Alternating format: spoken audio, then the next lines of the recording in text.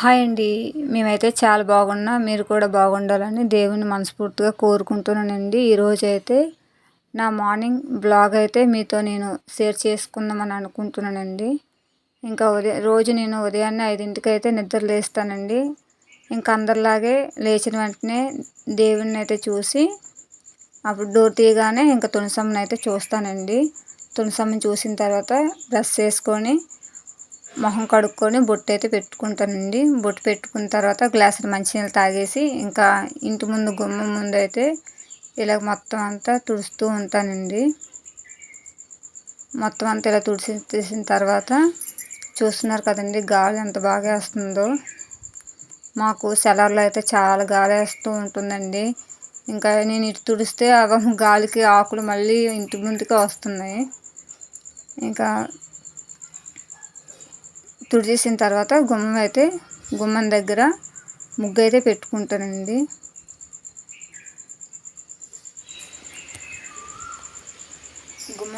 ముగ్గు అయితే పెట్టేశానండి. ఇప్పుడు 6 అయిందనమాట. ఇప్పుడు లైట్లు అయితే ఆఫ్ చేసేస్తున్నాను.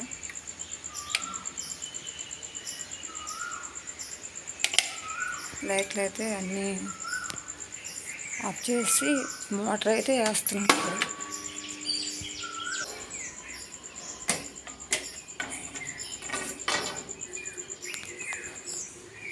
తర్వాత వచ్చి గేట్లు అయితే తీస్తున్నాను.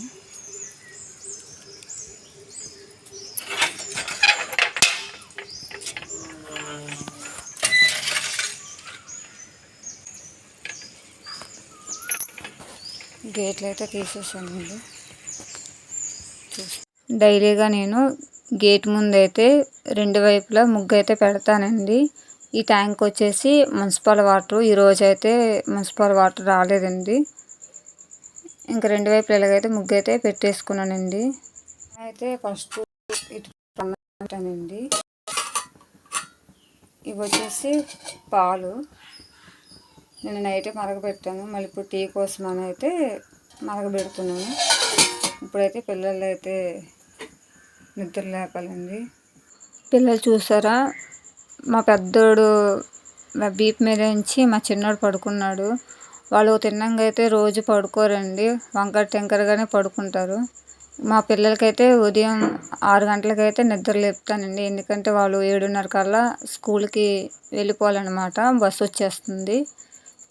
ఇంకా ఇద్దరినైతే నిద్ర లేపుతున్నానండి. పాతకు 6కి లేపితే 6 గంటలకైతే ఇద్దరు లేస్తారండి. అందుకని ఇద్దరినైతే ఒకేసారి నిద్ర లేపుతాను. పాలు కాచిన తర్వాత టీ అయితే పెట్టానండి. మా వారికి అయితే ఇప్పుడు టీ అయితే ఇస్తున్నాను. ఇదా మాయా టీ. మా ఆయనకి నిద్ర మొత్తం వదలలేదండి. ఇంకా మాయా టీ కాలిపోవాలి, చెయ్యి చూసుకో. పైకి వెళ్ళి లిఫ్ట్ గేట్ వెళ్ళేది ఎవరు వేసి వస్తానండి. ఇంకా పిల్లలిద్దరికి వచ్చేసి క్యారేజీలకి టమాటా రైస్ అయితే చేశానండి. పెద్దోడికి ఈ బాక్సు, చిన్నోడికమ్మ ఈ 2 కప్పులతోని. వాళ్ళిద్దరు టమాటా రైస్ అయితే ఇంట్రెస్ట్గా తింటారండి. నేను వంట చేసేటప్పుడు వీడియో తీయడానికి అవ్వలేదండి. ఈసారి ఎప్పుడైనా సరే నేను వంటలు ఎలా చేస్తానని ఇంకా వాళ్ళకి వాటర్ బాటిల్స్ ఇంకా క్యారేజ్ అయితే మా ఆయన ఇలా సర్దేశారండి.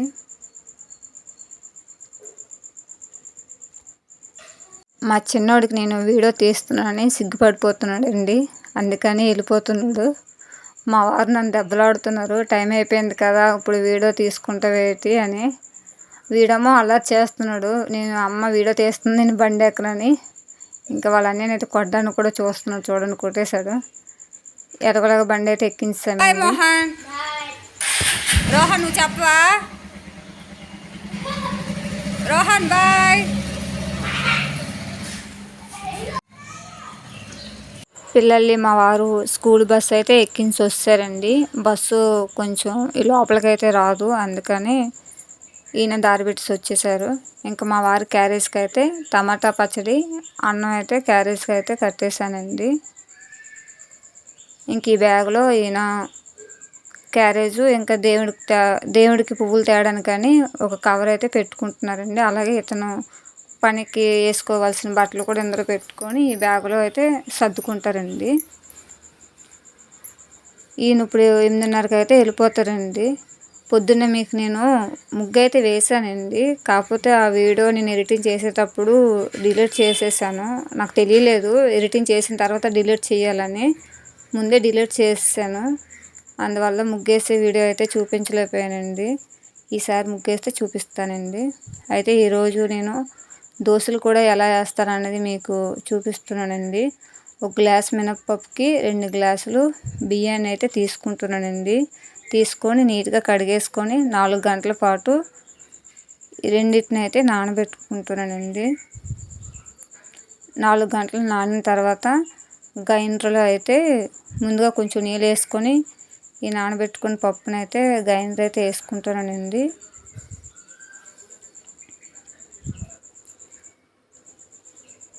నేను అన్నం వేడి అన్నమేనండి ఇందులో అయితే నేను వేసుకుంటాను. అన్నం వేసుకుంటే చాలా స్మూత్గా మెత్తగా వస్తాయి. అందుకని 1 కప్పు అయితే అన్నం అయితే వేసుకుంటున్నాను. ఇది చట్నీకి అండి. 2 స్పూన్ల ఆయిల్ వేసుకొని 1 కప్పు చల్లపలుకులు అయితే వేసుకుంటున్నానండి. అలాగే వేసుకున్నట్టునే కలుపుకున్న తర్వాత 4 పచ్చిమిర్చి వేసుకుంటున్నాను.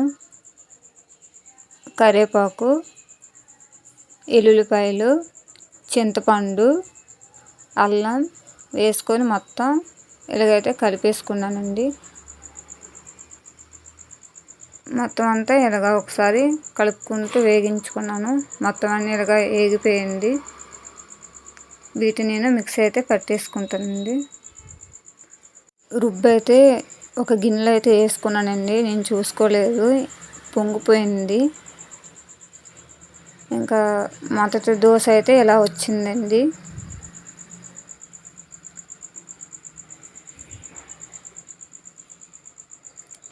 ఈ దోశ వచ్చేసి మేము మొదటి దోశ దేవుడికి అయితే పెట్టుకుంటామండి. దానికోసమని ఒక చిన్న ప్లేట్లో అయితే చిన్న దోశ అయితే వేసుకున్నాను.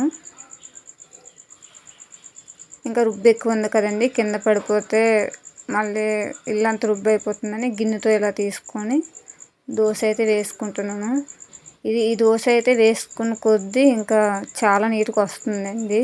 చాలా పల్స్గా వస్తుంది. అలాగే టేస్ట్ కూడా ఉంటుందండి. దోశ కూడా మెత్తగా ఉంటుందండి చాలా. అదే దాన్ని ఏమంటారు, స్మూత్గా వస్తుంది. దోశ అయితే కాలిపోయింది. ఇంకా నేను తిరిగేసుకుంటున్నాను.